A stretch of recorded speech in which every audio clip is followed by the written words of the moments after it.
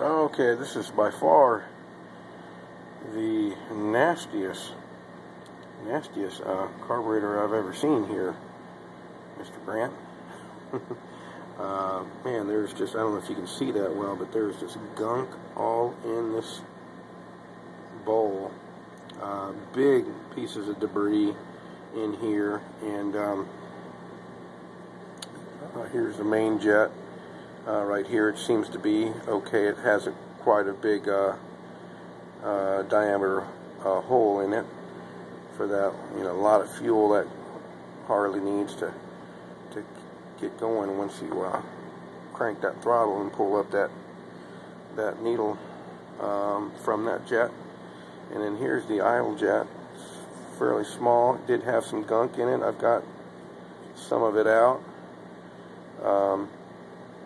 And I suspect that there was some good stuff plugged up in there, and that's why I didn't want to idle for forever and ever until we really shot it with a lot of carb cleaner. So we'll get these soaked in some solvent and get them all nice and clean and smooth on the inside, that inside diameter hole.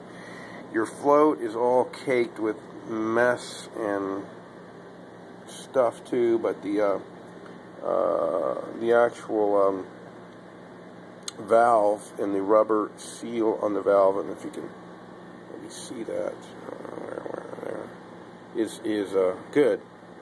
So that's good. It was probably leaking gas. Oh, I forgot to tell you, it was leaking a bunch of gas. I'm sure you were aware of that. It wasn't coming from any of the hoses, although the hoses need to be replaced. All the hoses. It wasn't coming from there. It was definitely coming from this float valve overflowing. And there was some debris in here. It's already kind of, because I blew it out a little bit in this where that valve seats, but the seat itself looks good. And I'm sure once we clean all this up and get all this gunk out of here, that no matter if you leave the gas on or not, it's certainly not gonna leak.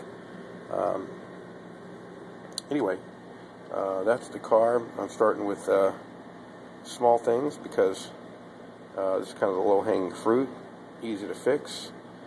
You know, fuel hoses and the carburetor and things like that, those are kind of easy things to fix with barely any cost.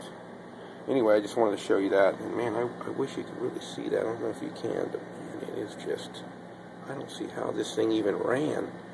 I mean, can you imagine any of that debris just getting kind of scooched around with vibration and then picking up, you know, in this little hole right here with this tiny little jet that needs to suck up that gas,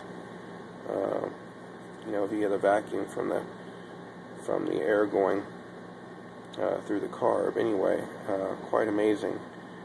But that's definitely the suspect that was causing problems the other day, and I'm sure it's going to idle much smoother. Gas will be able to go through there freely and things like that once it gets cleaned out.